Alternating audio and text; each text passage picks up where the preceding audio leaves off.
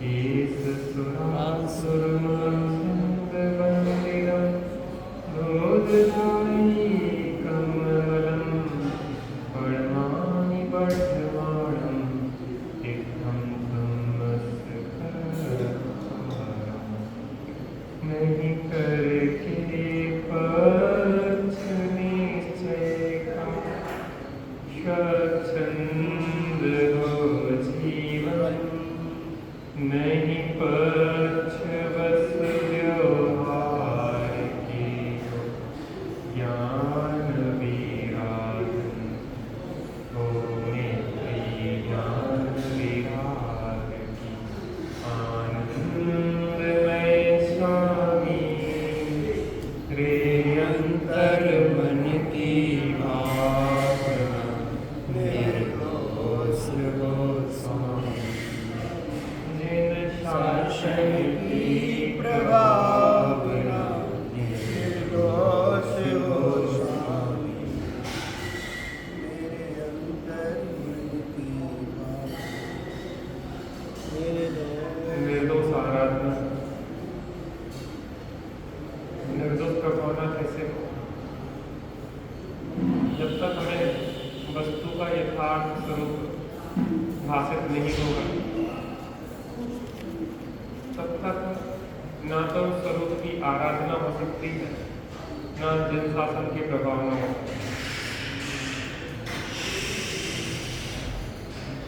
वस्तु अभेद और अखंड है वस्तु कैसी है अभेद और अभेद और अखंड है लेकिन वस्तु को समझने में भेद और खंड करके उसको समझना पड़ता है संयोग आदि के आधार पे वस्तु को संयोग समझना पड़ता है संयोगी भावों के आधार पे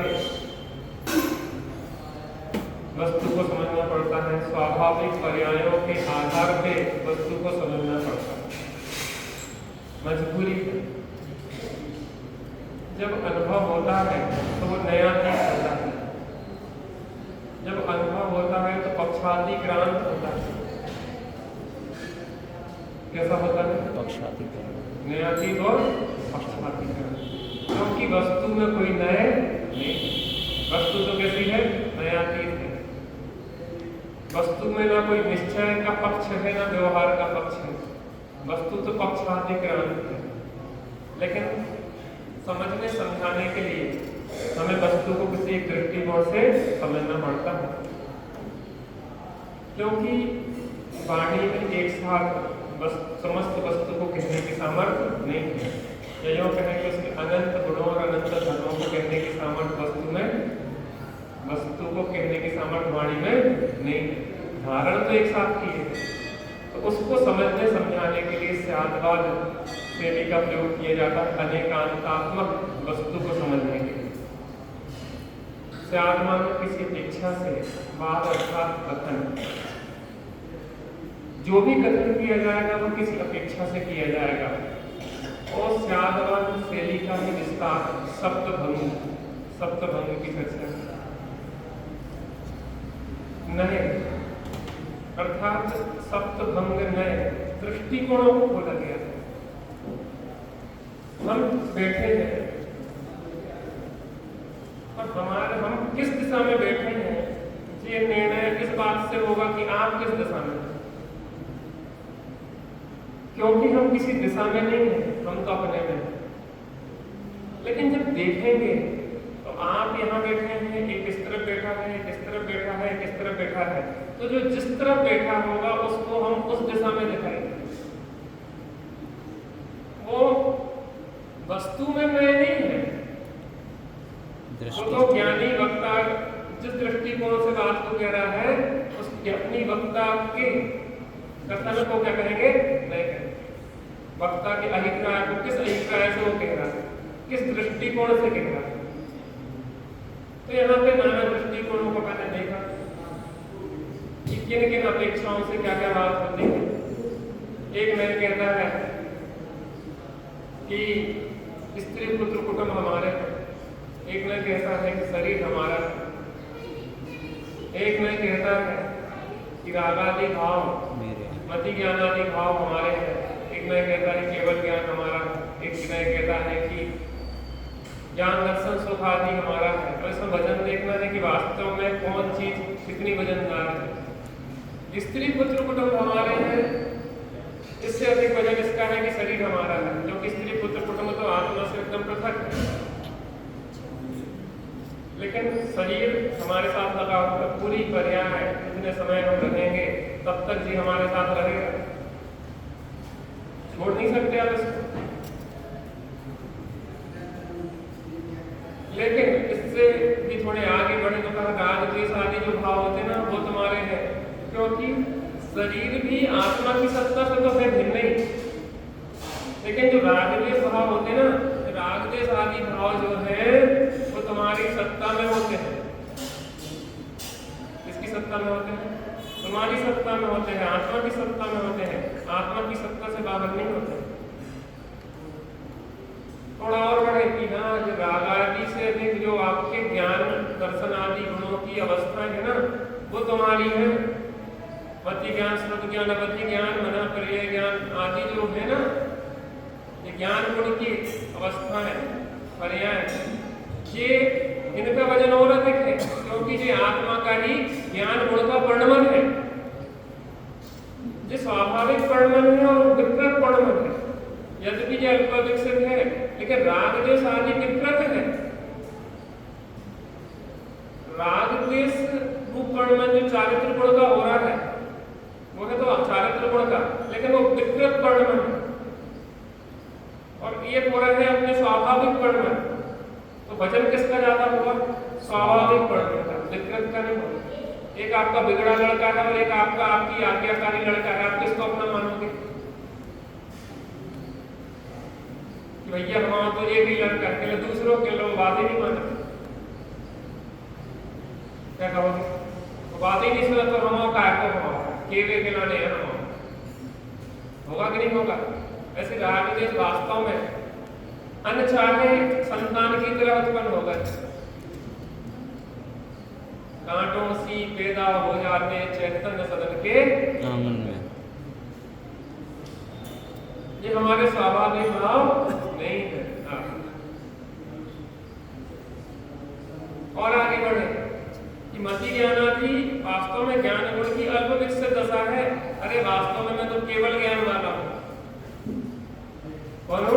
पूर्ण विकसित दशा, हमें तो पूर्ण दशा ही चाहिए, हमें तो अनंत और सिद्ध दशा चाहिए। अल्पता में भी हम संतुष्ट होने वाले नहीं है। फिर आगे बढ़े कह रहे जो ज्ञान दर्शन गुण है ना, इन्हीं की तो अवस्थाएं हैं जो मूल त्रिकाल रहने वाले जो गुण है, एक रूप रहने वाले वो। और फिर कहा कि वास्तव में वो जो एक है वो है न प्रमत्त है न अप्रमत्त है, बस एक ज्ञायक भाव है जिसमें कुछ भी होना नहीं है, न जिसमें संसार है न जिसमें मोक्ष है, जो समस्त पर्यायों से पार है, गुण भेद से भी भिन्न है, जो हमारी दृष्टि का विषय है।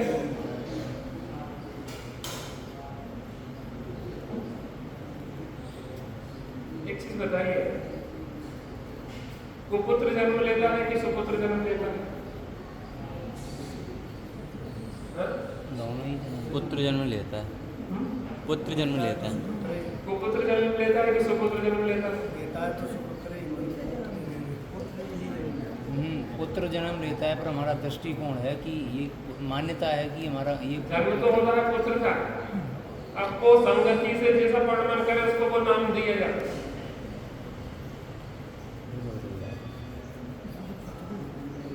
जैसी संगति बना उसको वैसा नाम दिया जाता है। ऐसे ही छठवें गुण स्थान तक प्रमत्त गुण स्थान है, 7वें से लेकर 14वें तक अपरमत्त गुण स्थान है। लेकिन इन गुण स्थानों से भी पार कोई वस्तु है जिसके आश्रय से 4थे से लेकर 14वां गुण स्थान तक होता है, जिसके आश्रय से सिद्ध दशा होती है, वो जो पर्यायों से पार है, गुण भेद से भी भिन्न है। गुण भेद नहीं उसमें, पर्याय भेद नहीं है, वो जो त्रिकालिक एक रूप रहने वाला आत्म तत्व है, वास्तव में मैं हूं, वही मेरे दृष्टि का विषय है। चलिए क्रम से आगे चर्चा होगी। अपन एक नए की उपयोगिता देख रहे थे। इन नयों की उपयोगिता क्या है? काम नहीं कर रहा।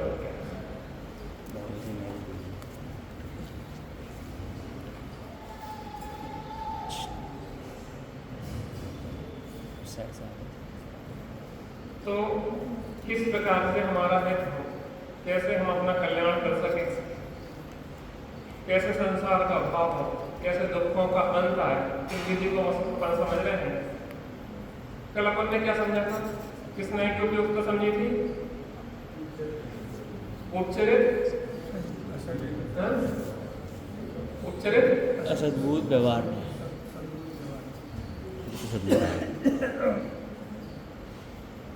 अनुपचरित असद्भुत व्यवहार असद्भुत व्यवहार है। ठीक है ना। आज किसके समझने की उपयोगिता? उपचरित उपचरित सद्भुत व्यवहार है। ध्यान से समझिए। उपचरित सद्भुत व्यवहार का नए का विषय क्या है, और अगर इसको न माना जाए तो क्या नुकसान होता है? 4 योग होते हैं, तो अगर इसको नहीं मानेंगे तो कर्णान योग का लोप हो जाएगा। किसका लोप हो जाएगा? कर्णान योग का। जीव के रागादि भावों का ऐसा ऐसा फल उसे मिलता है। अपन कहते हैं कि स्वयं किए जो कर्म स्वभाव फल निश्चय ही वे देते, करे आम फल दे अन्न तो स्वयं किए सफल होते। अपने कर्म सिवाय जीव को कोई न फल देता कुछ भी, पर देता है यह विचार तक स्थिर हो छोड़ प्रमाद बुद्धि।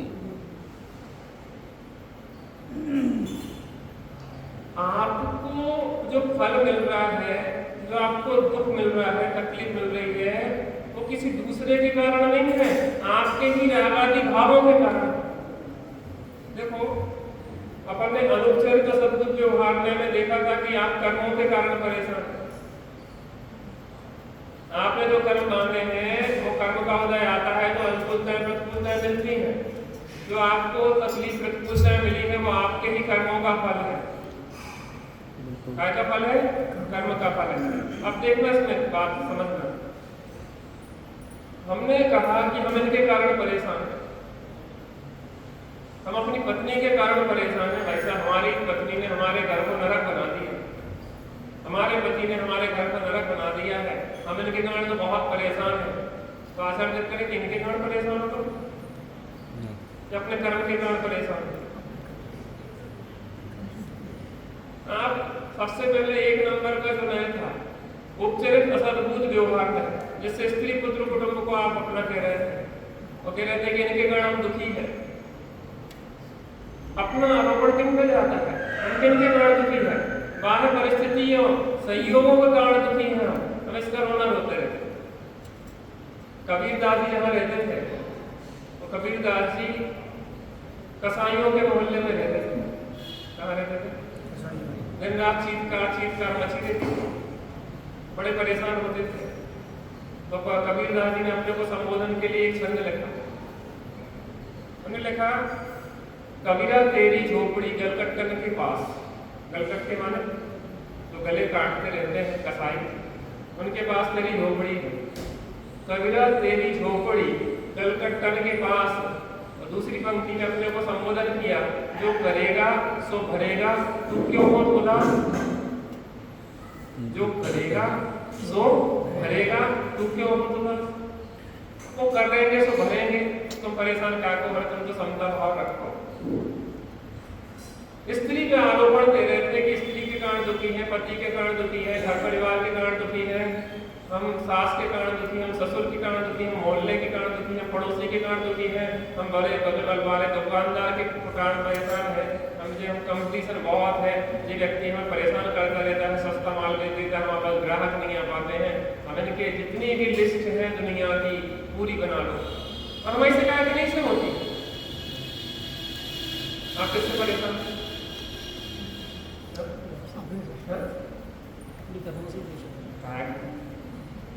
कर्मों की कहते हैं।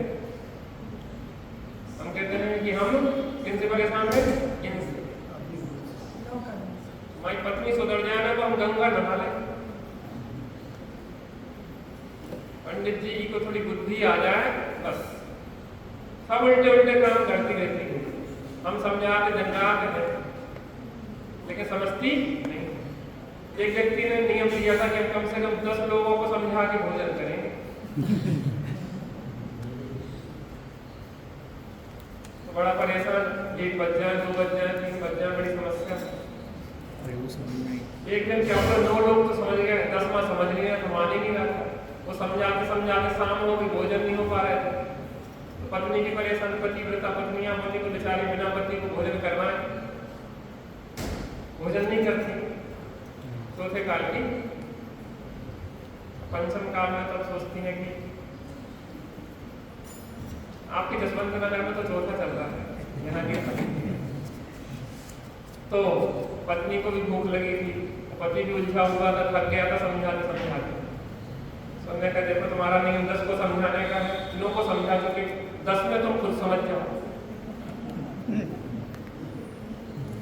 समझाने से समझ नहीं आता, जब समझे तब स्वयं समझ जाता। आदिश्वर समझाया, मारीची पराया, समझे तब किसकी कोई, क्योंकि आत्मा अनंत गुणों का धनी। फिर भी देखो पर्यायों में रुली, आत्मा अनंत गुणों का धनी। फिर भी देखो पर्यायों में रुली। समझाने से समझ नहीं आता, और जब समझे तब स्वयं समझ जाता। भरत जी ने समझाया, बाहुबली ने समझाया, सब समझा समझा के थक गए। आदिनाथ भगवान ने समझाया, समझाया मानव की दिव्यधनी में आया, लेकिन मारीची समझाने को हो रहा है। अच्छा, जो पहला बनना चाहते मुझे 24वां बनाना चाहते, मैं पहला बन के दिखाऊंगा। बाहर निकला और आदिनाथ भगवान ने एक जनमत चलाया, उसने 363 मत चलाया, उसने ज्यादा चलाया कि कम। लेकिन ज्ञानी जानते थे कि अभी एक कूड़ा कौड़ी सागर इसको भटकना है, ऐसे ही उत्पाद मचा के भटकेगा। ये इसको 24वां बनने की भूमिका जम रही है।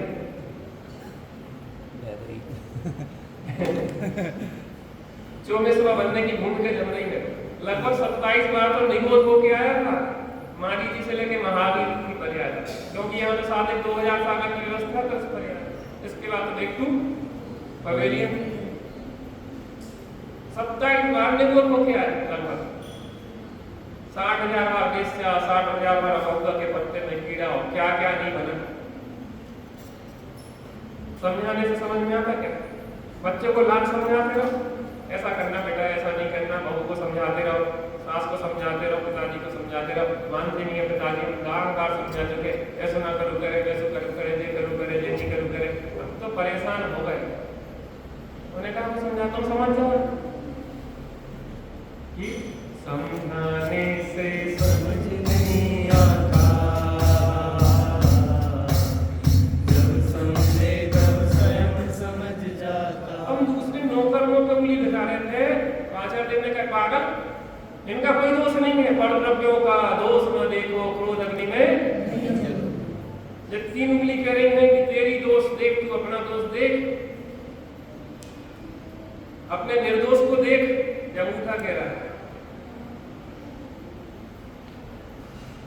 तो मैं कहा देख, तू दूसरे के कारण दुखी नहीं है, तो अपने कर्मों के कारण दुखी है।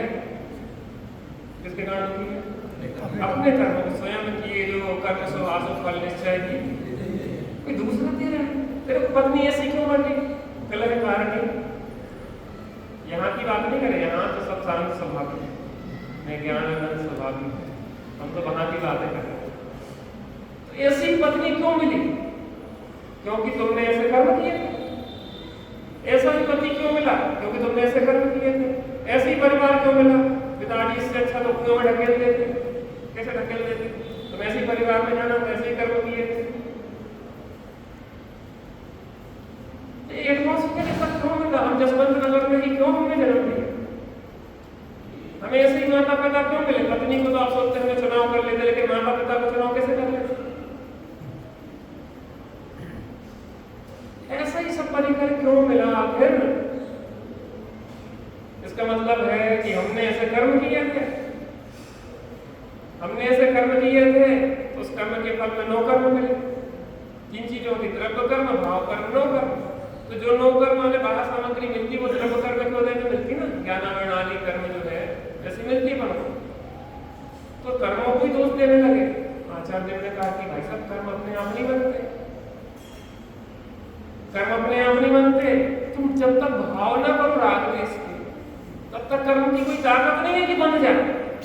कर्म को स्वाभिमानी है, 4 प्रकार से कर्म बनते, प्रकृति, प्रदेश, स्थिति, अनुभाव। तुम बलाते हो, योगों से प्रकृति प्रदेश बंद होता है और कसायों से स्थिति और अनुभाव बंद होता है।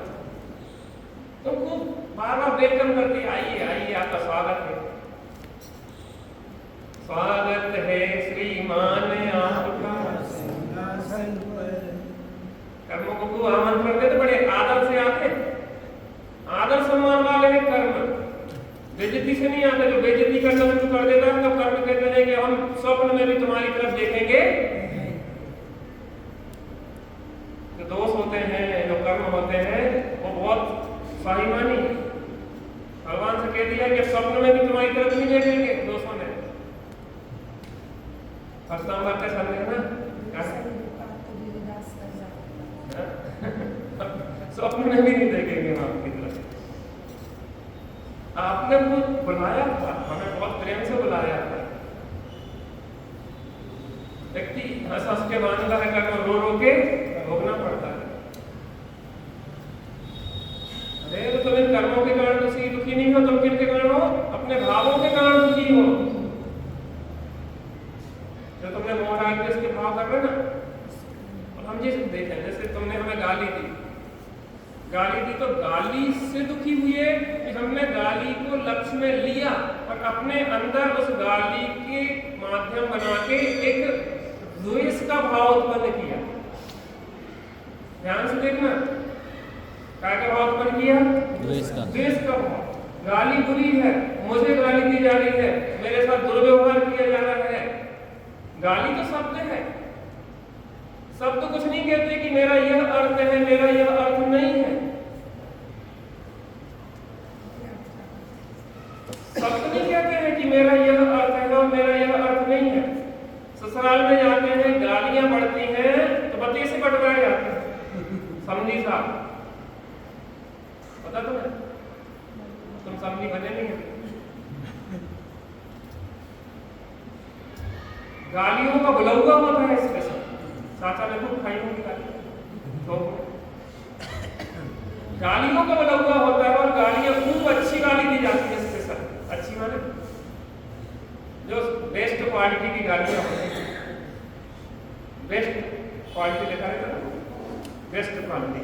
और गाली देने वाले भी स्पेशल बेस्ट होते हैं, सामान्य गाली नहीं, वो स्पेशलिस्ट होते हैं गाली देने में। उन्हें बुलाया जाता है गालियों के बुलौआ में, और फिर उनको गालियां ससुर साहब को दिलवाई जाती हैं थोक में। और जितनी जितनी गालियां दी जाती हैं उतने उतने हर्षित होते हैं, और दो और दो और दो और दो। और जितनी जितनी गाली देती हैं उतने बतासे बढ़वाते हैं, मुंह मीठा करो, मुंह मीठा करो। गाली अगर बुरी होती तो बतासे क्यों बढ़वाते? गाली अगर बुरी होती तो हर्षित क्यों होते? ये तो हमारी कल्पना है कि गाली बुरी होती है ना।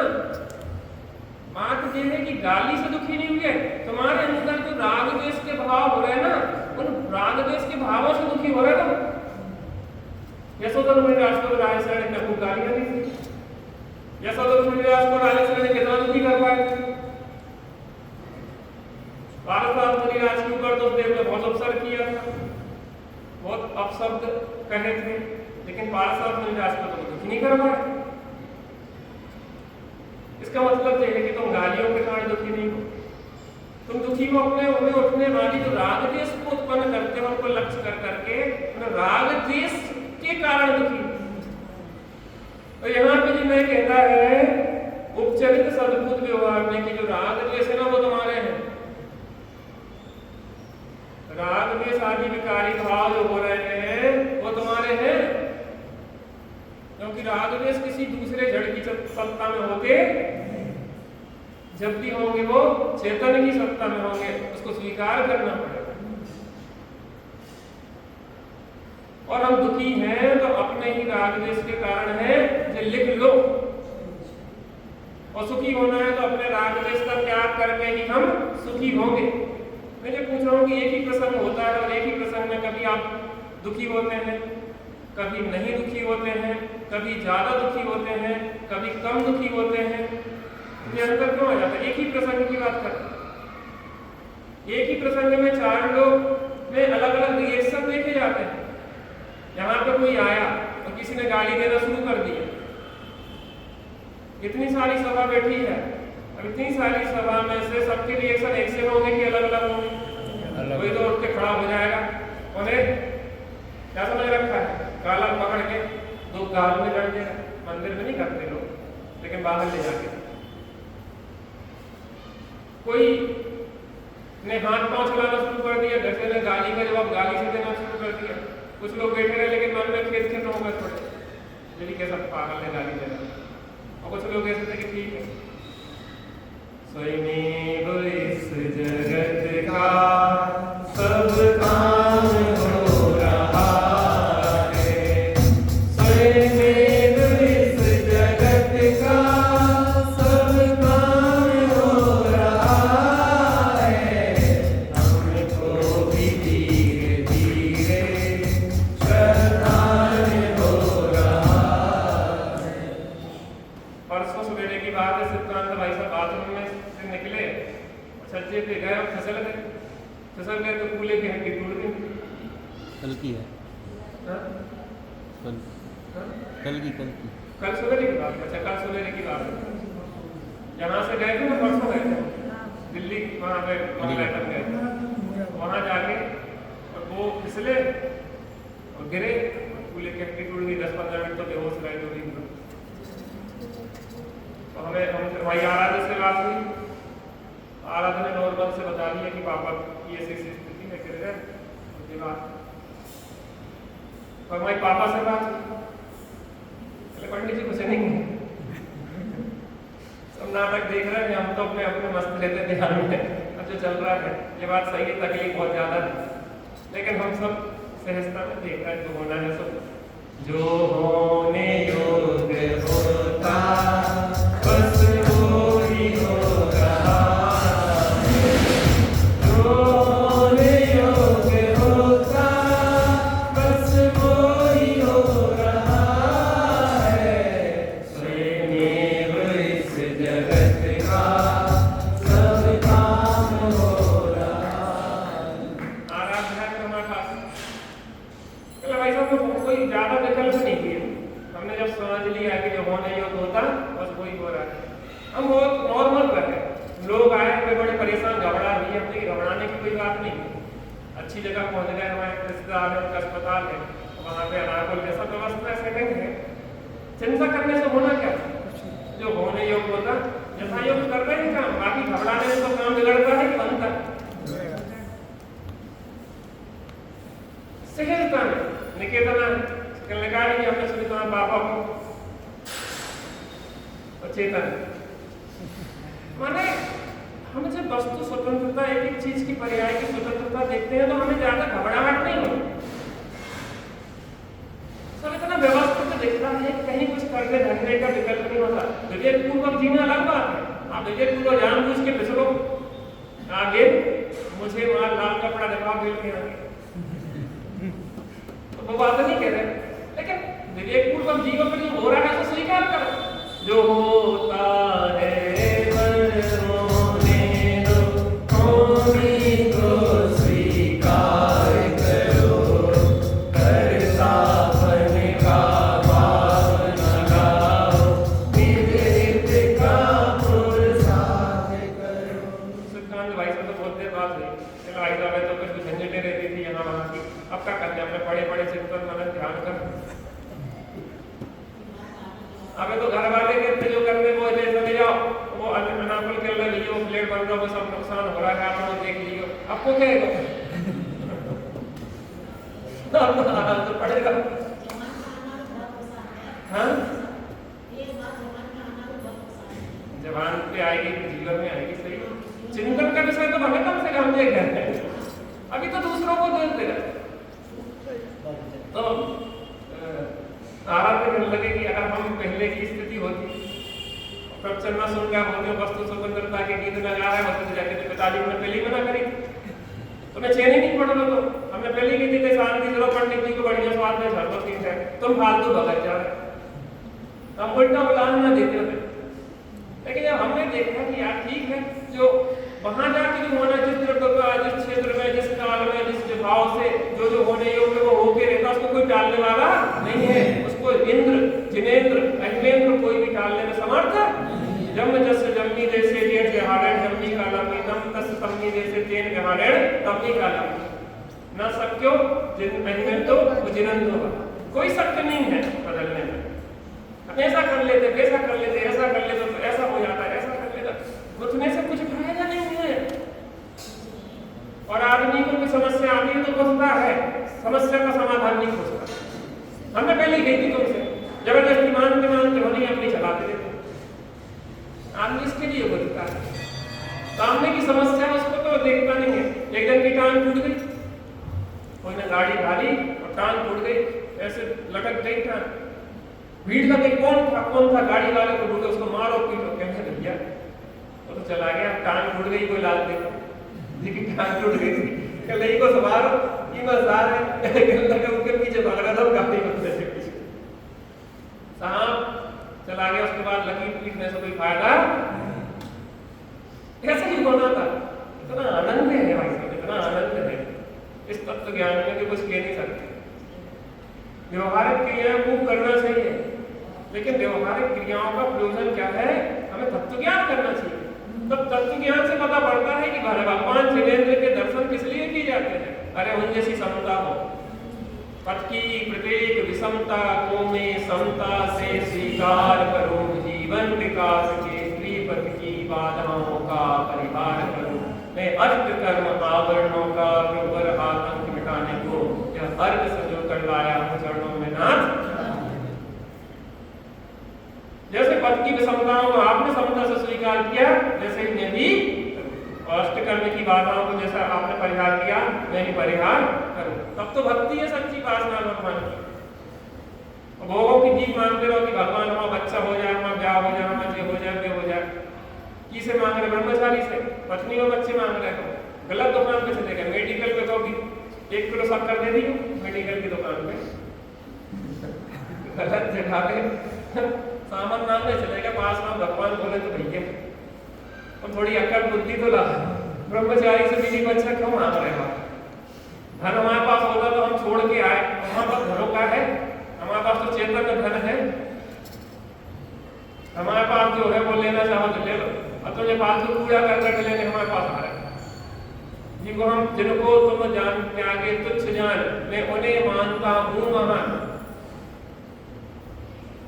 आपने तुच्छ उनमें ही निश्चित रहूंगी। क्या मूर्खता की बातें हैं हमारी। उपचरित संस्कृत व्यवहार में न मानने से वो नुकसान है। पहला कौन सा था? उपचरित असद्भुत व्यवहार है। दूसरा कौन सा था? अनुपचरित असद्भुत व्यवहार है। तीसरा कौन सा? उपचरित सद्भुत व्यवहार है। इनका स्वरूप समझ लिया। अब इनको अगर न माने, व्यवहार है, व्यवहार है, ये है, छोड़ के लायक है, ऐसे छोड़ के लायक है ना? पेड़ धरोनी सीढ़ी पे छोड़ के लायक है, गड्ढा में करो, नाव पे चढ़ो नहीं और पार होगे कैसे? अरे चढ़ना भी है नाव पे और उतरना भी है, बिना चढ़े पार कैसे होगे और बिना उतरे पार कैसे पहुंचोगे? नाव की पकड़े रहा हूं तो नाव बहुत अच्छी है, इन्हें मैं पार लगा रहा। भगवान मेरी नैया उस पार लगा देना, राहों को फिराया है, मुझको ही फिरा दे। देखो हम दूसरे प्रकार की काम करते हैं, हम विधि बता सकते हैं। सकते। तुम सोचो कि हम तुम्हारी नाव खेले चले जाएं, मुझे हमारी बस की बात नहीं है। तुम्हारी नाव खेलेंगे तो मोक्ष से आने पड़ेगा वापस संसार में। करता बनना पड़ेगा। हम तुम्हें बता सकते विधि, क्योंकि हम तो मोक्ष में बैठे हैं। इतने भगवान की तो स्थापना तुम्हें विधि बता रहा है। वो क्या कर रहे हैं? विधि बता रहे हैं कि हम इस विधि से पार हुए हैं और तुम किस विधि से पार होगा। सर्व विधि अनंत ने विधि नष्ट की ने, जिस विधि सबको बताई वह विधि को नमन हमको सब विधि। ठीक है, देखो हम ऐसे इन कर्मों को नष्ट हमने ऐसे किया, हम ऐसे सुखी हुए, ऐसी विधि से चलोगे तो सुखी हो जाओगे। विधि बता सकते, नाव तो तुम्हें अपनी खुद खेना पड़ेगी, पार तो तुम्हें खुद ही होना पड़ेगा, वो तो विधि बता सकते। अगर इसको न माना जाए तो परिणाम योग का लोप होगा। जीव के राग आदि भावों का ऐसा फल से मिलता है, बहुआरंभ परिग्रह के भाव से नरक मिलता है। भाई साहब, राज्य भाव जो तुम कर रहे हो ना रक्षण, यहाँ पर धंधा में जो मायाचारी मक्कारी बदमाशी, दूसरे जीवों को सता के प्राण पीड़ित करके जो धन हरण के भाव कर रहे हो ना, राग आदि भावों का फल किसको मिलेगा? तुम्हें मिलेगा। मायाचारी के जो भाव करेगा, माया तेरे त्रियंच गति में जाओगे, गदासुर कुत्ता बनोगे, तो तुम्हारे ऊपर जो दशा होगी ना, दुनिया त्रियंचों को जैसे कैसे पिछले जा रहे हैं। ये राग आदि भाव तुम्हारे जो है ना, राग आदि भाव का बहुत दुखद फल है, वर्तमान में दुख रूप है। दुख कारण मेरे बुद्धिवंत तत्व कितने होते हैं? कौन कौन से? आकाश काल का से जीव जी आसर मन समर नेरा मोक्ष। सात तत्व एक बार एक साथ बोलो। पहला जीव, दूसरा अजीव, उद्गल तो नहीं है, उद्गल भी तो आता दोनों पर में पढ़ा द्रव्य में होता है। तुमसे किने पूछे? जिसे पूछो उसे बताओ। दूसरे नंबर पे उद्गल, तीसरे नंबर पे चौथे नंबर पे, पांचवें नंबर पे, छठवें नंबर पे, सातवें नंबर पे। अब इनको ये की उपाधि की श्रेणी में है, कौन छोड़ने लायक है, कौन जानने लायक है और कौन ग्रहण करने लायक है। अब तीनों कैटेगरी में बांटे।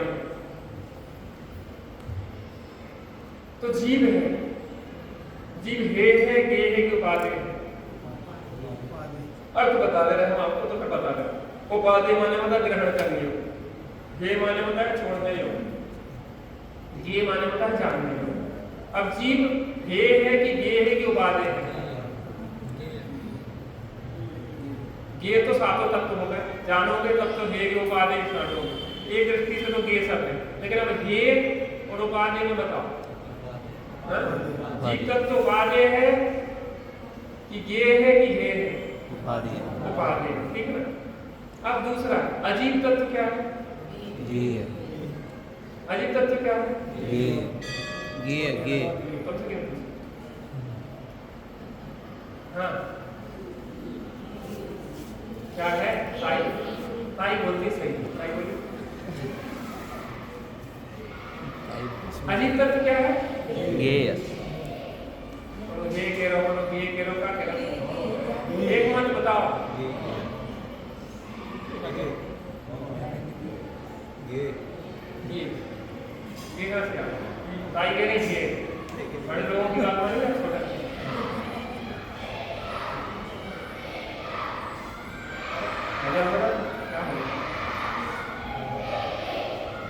तो अब हे की उपाधि तीन चीजें हो गई। तो जीव तत्व है उपाधि पक्का। अजीब तत्व अभी थोड़े कंफ्यूजन में आगे आजा मतलब बात बताएंगे। आश्रय तत्व उपाधि आश्रय तत्व ये बंध तत्व ये अच्छा ये और संवर तत्व एक देश उपाधि और निर्जला तत्व एक देश उपाधि मोक्ष तत्व उपाधि।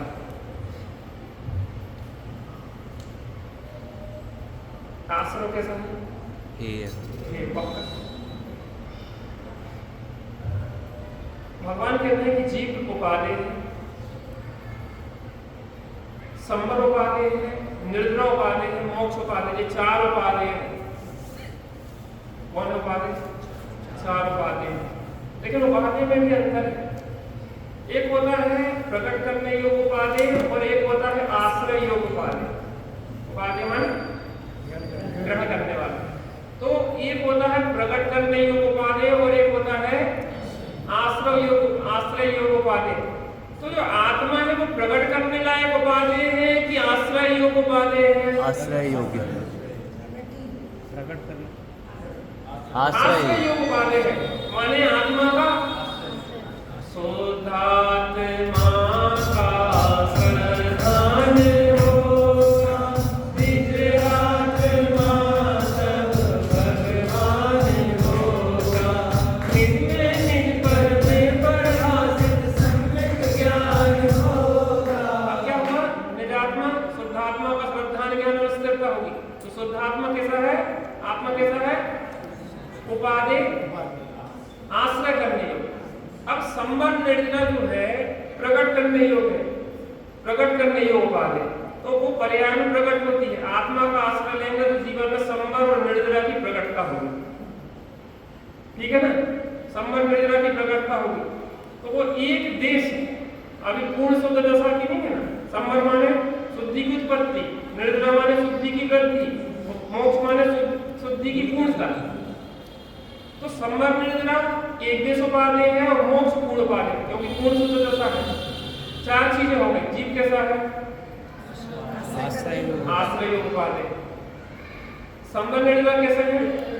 एक देश प्रकट करने योग उपादेय। और मोक्ष क्या है? पूर्ण देश प्रकट करने योग उपादेय। पक्का? पक्का होगा। आश्रवबंध कैसे है? हे, इसमें कोई दिक्कत नहीं। अब जीव पे आ गया। जीव वो अजीब पे। अजीब क्या है? जानने योग्य। अजीब क्या है? तुमसे नहीं पूछा। हाँ, अजीब क्या है? पीछे बात कौन का हो? अच्छा तो बोलो। ये होगी अजीब है ये मानते, और हम अजीबों को हे मानते और आश्रयों को उपादेय मानते। कहने में तो चतुर, कोई दिक्कत नहीं। जितने लिख रहे हैं ना, स्त्री पुत्र कुटुंब सास ससुर जेठ जेठानी देवरानी सब, ये कौन है? अजीब। यद्यपि जीव है लेकिन हमारे जीव की तरफ से वो सब अजीब है। ठीक है ना? अब हम किनसे शत्रुता मान लेते? हम हमारी क्या बताएं, हमारी जेठानी तो ऐसी है कि जैसे साक्षात नरक से निकल के आई। दिन भर बड़बड़ाती रहती है, हम तो परेशान हो गए, थक गए। प्रभु हम बहुत दुखी हैं इनसे। हमारी सास जैसी सास तो केतुमती भी नहीं थी। केतुमती को जानती है? अंजना की सास, जिसने निकाल दिया था जंगल से बाहर और खबर ही पहुंचा दी थी मायके में कि ये कोई लक्षण है, इसको घर में नहीं रखना। मायके का भी द्वार बंद, ससुराल का भी द्वार बंद। अब वो भटक रही है घर में जंगल में। केतुमती। आपके यहाँ सासों ने किसी ने जंगल में निकाला घर से बाहर? बहुएं निकाल दी। अच्छा, बहुओं ने निकाला? नहीं, यहाँ कुछ नहीं होता है। यहाँ तो चौथा काल चल रहा है। यहाँ तो बड़े प्रेम से रहती है सास बहू में, क्योंकि सास भी कभी बहू थी। जिनको हम इनको शत्रु मान के बैठे हैं, जितने लोगों को इसके कारण ये बहुत बुरे, ये बहुत ये इनको अलग कर दो। जी जितना अलग हो जाए तो गंगा नहा ले। जो भैया है बहुत इनके कारण परेशान है, भैया वाले इनका अलग कर दो। सास ससुर से दुखी है ना, इन्हें अलग कर दो भैया, ओल्ड एज होम में छोड़ आओ। परेशान करते थे। आज हम कहते हैं कि अजीब है। अजीब कोई ये नहीं है, ये गे है, जानने लोग हैं। इनके कारण दुखी नहीं हो तो दुखी कैसे है? आश्रव दुख कार मेरे बुद्धिवंत कैसा? कुत्ते के सिर में कीड़े पड़ गए, कीड़े, और कुत्ता स्थान बदल रहा, तकलीफ कब बढ़ जाएगी? यहाँ पे परेशानी है तो अपन एक काम करो, उधर जाके बैठते, वहां शांति मिल जाएगी।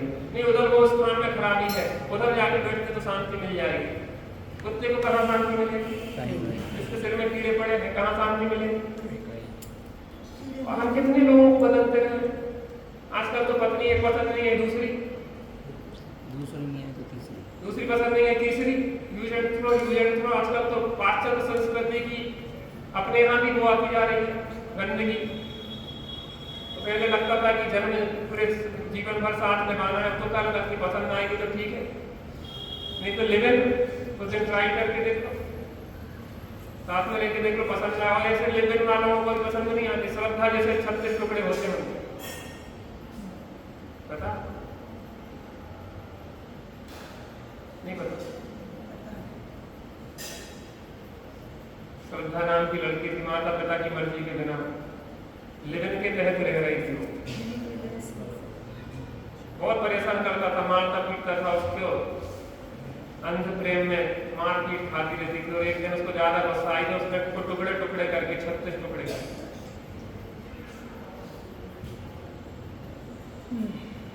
इन प्रेम विवाह, इन व्यर्थ की बातों का यही अंतिम परिणाम होता है।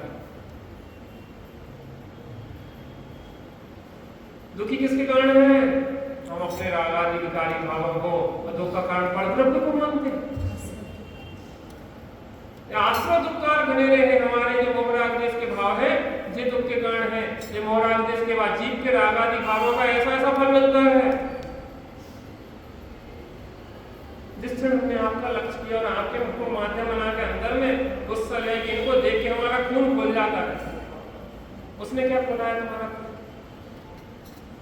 उसने खून खोला है क्या? वो तो अपनी उंगली ऐसे दिखा था, जीभ चढ़ा। अब बच्चे हो जे, हाँ जीभ चढ़ा, जो है जीभ चढ़ा, जीभ उसकी अंदर बाहर करना, तेरे को क्या समस्या? उसकी उंगली, उसकी उंगली बहलाता रहता है, क्या समस्या? अच्छा, हमें उंगली दिखा रहा है, हमें जीभ चढ़ा रहा है, हमें अब उसको लक्ष्य में बनाया और यहाँ पे आग खुलाई, यहाँ पे जलना शुरू हुआ। एसिड का हमला मोहराग देश के, इसने हमें इतना दुख दिया। इसको समस्या का ऐसा ही रागादि भाव से कौन सा नहीं कहता है? उपचरित सद्बुद्ध व्यवहार में कि राग देश के भाव तुम्हारे हैं और दुखी तुम किनसे हो? रागादि आश्रय दुख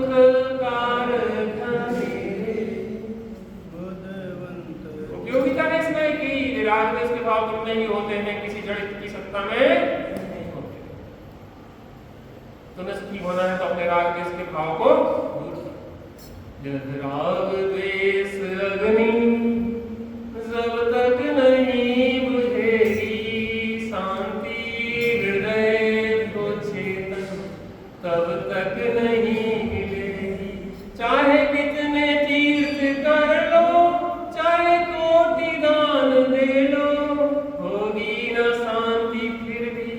चाहे कितने यत्न कर लो, चाहे कितने यत्न कर लो, जब तक हृदय में धारा नहीं ज्ञान की बहेगी, जब तक हृदय में धारा नहीं समभाव की बहेगी, शांति हृदय को चेतन तब तक। राग देश की अग्नि दिन रात सुबह शुभ भावों से मेरा व्यापार चला करता, मानस वाणी और काया से आश्रय का द्वार। दिन रात सुबह शुभ की ज्वाला से झुलसा है मेरा अंतस्थल। किनसे झुलसा है? इनके कारण की सुबह शुभ की ज्वाला से झुलसा है। और देख रहे हैं उनको, अगर इस नए को न माना जाए, राग देश हमने नहीं होते, हमारे नहीं है, तो संसार का भाव, फिर संसार का है, फिर दुख क्या है, फिर मोक्ष का उपाय क्या? सुखी होने का उपाय क्या जरूरत है? जब तुम में दुख हो ही नहीं रहे और राग देश है नहीं तुम में, तो मिटने का उपाय जरूरत क्या है? डॉक्टर के पास है कि हम में तो कुछ होते ही नहीं, हम तो कभी रोगी होते नहीं, हम तो स्वस्थ हैं बिल्कुल, फिर आएगा के लिए हमारे पास। तो स्वस्थ हो तो कराने की जरूरत क्या है? तो यहाँ कहेंगे मैं तो अनादि से रोगी हूँ, उपचार कराने आया हूँ। तुमको जलता पाने को जल जल भर कर लाया हूँ। मृत्यु नाश करूँ ऐसी दो हृदय स्वामी, हे पंच परम परमेशी प्रभु भव दुख में तो अंतर्यामी। भगवान के पास आए क्योंकि भगवान आपने मोहराग में इसका भाव किया है, हमें भी विधि बताओ, हम बहुत दुखी हैं, परेशान हैं, मैं तो अनादि से। और कुबरू धर्म के पास नहीं आना क्योंकि वो तो तुमसे ज्यादा दुखी है। अस्त्र शस्त्र लिए हैं तो भयभीत है, राग द्वेष है, काम वासनाएं दिख रही हैं प्रकट। एक व्यक्ति की आंख में कुछ प्रॉब्लम थी, वो डॉक्टर के यहाँ दिखाने गया, ये अकेले गया डॉक्टर के पास। डॉक्टर साहब ने बोला भैया उस व्यक्ति को एक रोग था, एक के दो दिखाई देते थे। कितने दिखाई देते थे? एक के दो दिखाई देते थे। डॉक्टर के साहब के पास अकेला गया और डॉक्टर साहब ने कहा कि तुम 4 लोगों को एक ही रोग है। क्या कहा डॉक्टर साहब ने? एक व्यक्ति गया और 4 दिखाई दे रहे डॉक्टर साहब। जिसको तो रोग है 1 के 2 दिखाई देने का और डॉक्टर को है 1 के 4 दिखाई देने का रोग। इससे इलाज करवाएं कि ना करवाएं? ऐसे डॉक्टर से जिसको 1 के 4 दिखाई देते हैं उससे इलाज करवाएं कि ना करवाएं? हमें तो 1 के 2 ही दिखाई दे रहे। ऐसे ही गुरु गुरुदेव को धर्म है ना तो हमसे भी ज्यादा दुखी है। राज जैसी बनता गला निज चिन्ह चीन ते हैं गुरुदेव तिनकी जो सेव सट करत न भाव ते गुरु जन्म जल उपल नाव आप डूबता पाने पर ले डूबे जजमान। खुद डूबेंगे हम तो डूबेंगे सर, हम तो नहीं ले डूबेंगे। ऐसी जगह नहीं जाना इलाज करवाने झोला छाप। जिन्हीं को 150 प्रकार के रोग है, खुद ही को रोग को इलाज नहीं कर पा रहा तो वहां रोग को इलाज हम बढ़िया कर देंगे। ऐसे कैसे हो जाएगा? अरे जिन्हें सच्चे वेद आत्मभ्रांति सम रोग नहीं, सदगुरु वैद्य सुजान और गुरु आज्ञा संपत्त नहीं औषधि विचार। आत्मभ्रांति समय समान इस जगत में रोग नहीं है और सदगुरु के समान कोई वैद्य नहीं है और गुरु आज्ञा के समान कोई पथ नहीं है। और औषधि विचार ध्यान, आत्म स्वरूप का विचार और उस स्वरूप का ध्यान, तत्व विचार और स्वरूप का ध्यान। अगर इस मोहराग देश को नहीं मानोगे संसार का अभाव हो जाएगा। तुम संसार में हो ना क्योंकि मोहराग देश के भाव चल रहे हैं, इसलिए मोहराग देश है। ये नहीं कहता है कि ये मोहराग देश तुम में ही होते हैं, तुम अभी संसारी हो, मुक्त नहीं।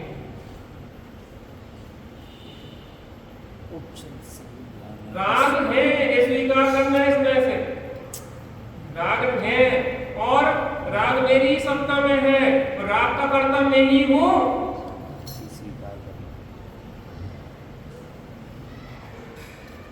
मैं किसी दूसरे के कारण दुखी नहीं हूं, मैं अपने ही कारण से दुखी हूं। पूरी रिस्पॉन्सिबिलिटी मेरी खुद की है। मेरे दुख का कारण मैं स्वयं हूं। मेरे मोहराग देश के भाव की मुझे निरंतर दुखी।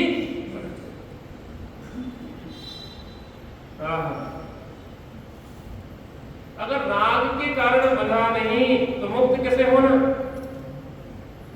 सही बात। जब बंधन ही नहीं है तो मोक्ष के गीत क्यों गाते हो? अरे पहले ये स्वीकार करो कि बंधे हैं, बीमार हूँ। पहले ये स्वीकार करो मैं रोगी हूँ और फिर कहो कि अब रोग से मुक्त होना है। अभी ये स्वीकार करो कि हम संसार में हैं, हम रागी द्वेषी हैं। स्वीकार करो। जब पता पड़ेगा कि बीमारी का स्वीकारोक्ति होगी उसी क्षण से बीमारी को दूर करने का उपाय भी शुरू हो जाएगा। बीमारी को बीमार मानो नहीं, बीमारी को स्वास्थ्य मानो। हमारे साथ एक समस्या आती है, जब हम बीमार होते तो गोरे चिट्टे हो जाते, कैल्शियम की कमी हो जाती, विटामिन डी की कमी हो जाती, तो क्या होता थोड़े से फेयर हो जाता कलर, फेयर लवली बिना लगाए। अब आप पंडित जी पहले से बहुत गोरे लग रहे हैं, अच्छे चकते हो। कि भाई साहब बीमार हो। आप लोगों को ही अगर सौंदर्य मान लेंगे तो इलाज क्यों करेंगे? मान्यता में सही तो झूठा क्यों है? किस समय की कहाँ तक उपयोगिता है उसको भी समझना, और कहाँ से वो हे हो जाता है इसको भी समझना। राग पर्याय में स्वभाव में, मैंने आपको दृष्टांत दिया था, छोटा सा बच्चा है, गंदगी लपेट लिए पूरी ऊपर से नीचे तक, तो गंदी चीजों को कहाँ फेंका जाता है? कहाँ फेंका जाता है? पूरे घर में डस्टबिन में। कहाँ फेंका जाता है ये गंदी चीजों को? आप कहाँ फेंकते हैं गंदी चीजों को? डस्टबिन में। बच्चे ने पूरी गंदगी की, छोटे बच्चे होते, और पूरे मल मल के उनमें पूरे में लिप्त हो गए, तो बच्चा कैसा हो गया? गंदा। डस्टबिन में नहीं, वहाँ समझदारी दिखाएंगे 100%। नहीं फेंकते डस्टबिन में। अरे गंदगी को पर्याय में गंदगी है, बच्चा तो बच्चे में गंदगी का प्रवेश नहीं हुआ, क्या करेंगे? माँ ऐसी ले जाएगी और बढ़िया पानी डाल डाल कर नहा के साफ करके, और मेरा ललना कहाँ लगाएगी? गले भाई मेरा ललना। गंदगी को स्वीकार करना है, गंदगी के समय गले से भी नहीं लगाना है। दूर चौके से दूर, लकीर पार गई तो दूर डालना। 16 में आप 16 की जब भोजन की व्यवस्था थी, चौके में प्रवेश करेगा तो लड़ा दूर है।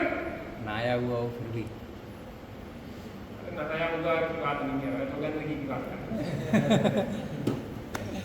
हम एक जगह भोजन करके गए, वो नंगो कर दो, छोटा बच्चा है तो नंगो कर दो, पहले 16 को 16 को घुमन दो, कोई बात नहीं। कहते बच्चा है, मम्मी के पास पहुंच जाने तरह में पहुंच जाने सोने की कपड़ा उतार गई, तो हमने कपड़े नहीं बनाने लाके घुमन दो, 16 है उसमें। तो अब बच्चा अशुद्धि में नहीं छुएंगे, इतना भी ध्यान रखेंगे, और ये भी जानेंगे कि वो बच्चा अशुद्ध नहीं हो गया। माँ थोड़ी फ्री हो गई, जल्दी फटाफट चेंज करके तो बच्चे को ले जाएगी नहा धुला के, और फिर उसको गले से रो रहा हो तो बेचारा चुप हो जाए, मेरा ललना, मेरा तो राजा बेटा। राग काय में है, स्वभाव में नहीं है, पर्याय में है। एक क्षण का राग है, मारीची महावीर बन गया, अंजन निरंजन बन गया, क्योंकि पर्याय में राग, स्वभाव में राग का प्रवेश नहीं होता। इस अपेक्षा से पर्याय में होने के कारण इसको झूठा भी कहा जाता है। जब राग से छूटने का उपाय, राग मेरे नहीं है स्वीकृति, इलाज भी तब किया जाता है कि जब रोग को तुम्हें स्वभाव में नहीं माना जाता। ध्यान रखना, अगर रोग को ही स्वभाव माना जाए तो रोग का इलाज क्यों हो? रोग को अतिरिक्त माना जाता तभी तो इलाज किया जाता। डॉक्टर साहब के पास दुखी होके गए, डॉक्टर साहब कॉल करेगा, अरे कोई बात नहीं, सब ठीक है, ठीक है, अच्छा इतनी तकलीफ है? नहीं, तुम्हारे स्वभाव से देखा जाता है तुम स्वस्थ स्वभावी हो, तुम्हारे स्वभाव में बीमारी का प्रवेश नहीं हुआ, ऊपर हुई है, ठीक हो जाएगी, चिंता कर रहा है, अच्छी नहीं है। ऐसे ही हम सब क्या है, दुखी है, लेकिन स्वभाव से देखा जाए तो स्वभाव तो सुख है सबका, डॉक्टर भी स्वभाव से तो सब परमात्मा है।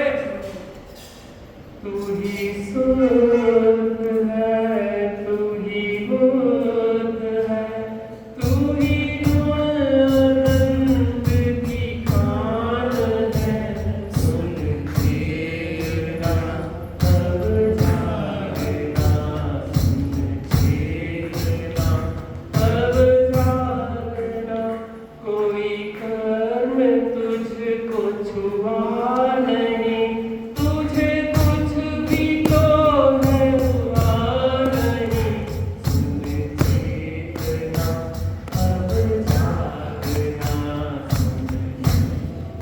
अरे विकार पर्याय में है, स्वभाव में विकार का प्रवेश नहीं है। यहाँ कह रहे हैं राग आदि मेरे किए हैं, एक तरफ से कह रहे हैं कि राग आदि मेरे किए हैं, राग आदि मेरे नहीं। देखो जी है एकांत ख्यालवाद, इसको चलाने में पारंगतता होगी, नहीं तो लड़ भिड़ेंगे। अच्छा, एक तरफ कह रहे राग हमारे हैं, दूसरी तरफ राग हमारा नहीं है, एक तरफ कह रहे बीमारी हमारी है, दूसरी तरफ कह रहे बीमारी हमारी नहीं है। नहीं, पर्याय में देखते हैं तो बीमारी, और स्वरूप में देखते हैं तो स्वास्थ्य, स्वास्थ्य में स्वभाव में बीमारी का प्रवेश नहीं होता। राग आदि मेरे स्वीकारना जरूरी है, और राग आदि मेरे नहीं है, इसको भी स्वीकारना जरूरी है। सब जी पारंगतता है, नए चक्र को चलाने में पारंगतता।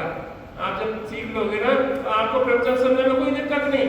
जिस नए से कह रहे हैं, जिस नए से कह रहे हैं, जिस नए से कह रहे हैं, फटाफट कैलकुलेशन लगाते जाओगे कि नहीं लगाते जाओगे? मजा आ रहा कि नहीं आ रहा? कुछ नया सीखने को मिल रहा कि नहीं मिल रहा? दिनागम बहुत सुंदर है। हमने जिन शासन पाया है इतना अनंत पुण्य बांधा था, बहु पुण्य पुण्य प्रसंग से सब देह मानव का मिला। आज रविवार इसलिए थोड़ा सा एक्स्ट्रा क्लास मिल रहा है आपको, 2-5 मिनट की। संडे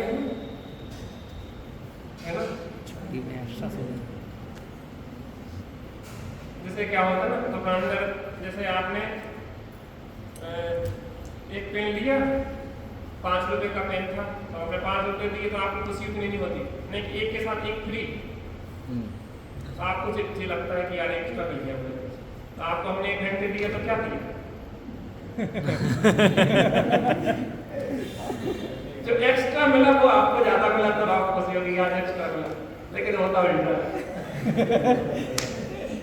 आपके साथ नहीं कह रहे जसवंत नगर वाले तो या सस्ती लोग हैं, हम तो वहाँ के लोग हैं ना, तो जितनी देर हो उतनी प्रसन्नता बढ़ती है, लेकिन ज्यादा प्रसन्नता भी खाने का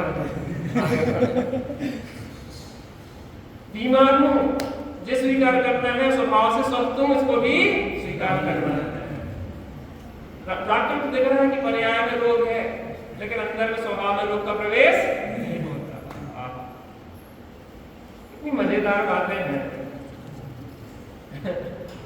झूमने लायक नाचने लग जाएगी।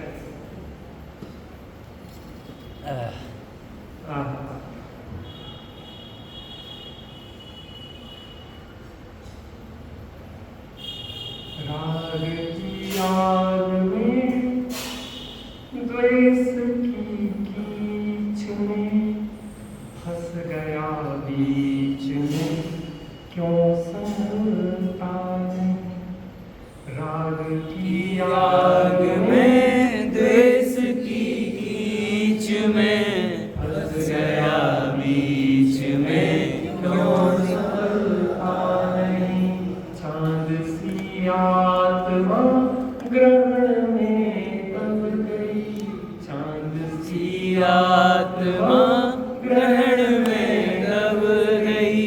तू इसे जगमगा ले तो क्या बात है, तू इसे जगमगा ले तो क्या बात है। जिसको मेरी कहे वो मेरी है क्या, सोच ले और समझ ले अब तेरी है क्या।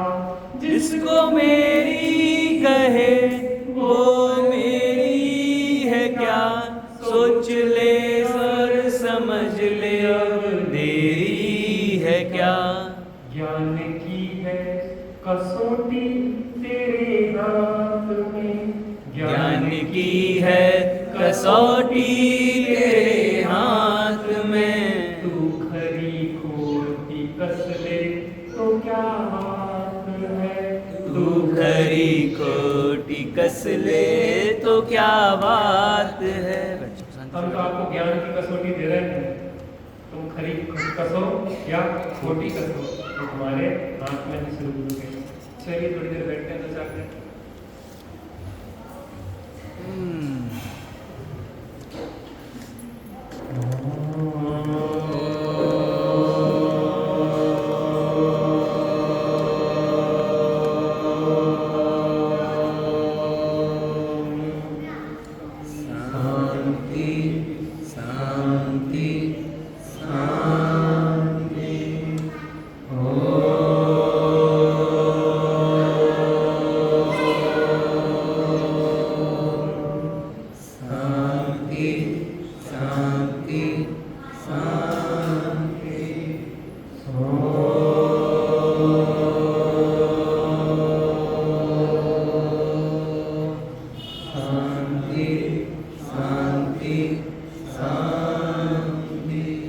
बिल्कुल शांत हो जाइए, बिल्कुल शांत हो जाइए, बिल्कुल शांत हो जाइए।